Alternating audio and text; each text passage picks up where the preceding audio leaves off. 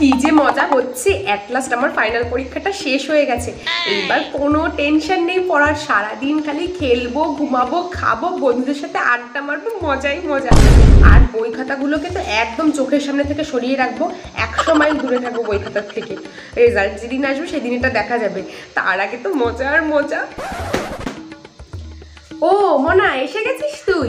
হ্যাঁ চলে এসছি। উমা, তুমি বই খাতাগুলো আগে থেকেই সরিয়ে দিচ্ছ? এই না হলে আমার মা। আরে না, এগুলো তো তোর পুরনো বই না, এগুলো তোর মাসির মেয়ের পুরনো বই। ও তোর থেকে 1 ক্লাস উপরে পড়ে না, তাই জন্য নিয়ে এসেছি বইগুলো। এই যে কদিন রেজাল্ট না বেরোচ্ছে, এগুলো পড়বি বাড়িতে বসে, তাহলে পরের ক্লাসে পড়াটা অনেকটা এগিয়ে যাবে, বুঝতে পেরেছিস? বইগুলো সব নিয়ে এসেছি, আমি রেখে দিচ্ছি, এগুলো পড়া শুরু করে দিবি। পরীক্ষায় পাশ করবো কিনা তাই শিওর না, মা পরের ক্লাসের বই নিয়ে চলে আসলো। হে ভগবান, আমি পারি না, আর পারি না, আমি কেন মরি না?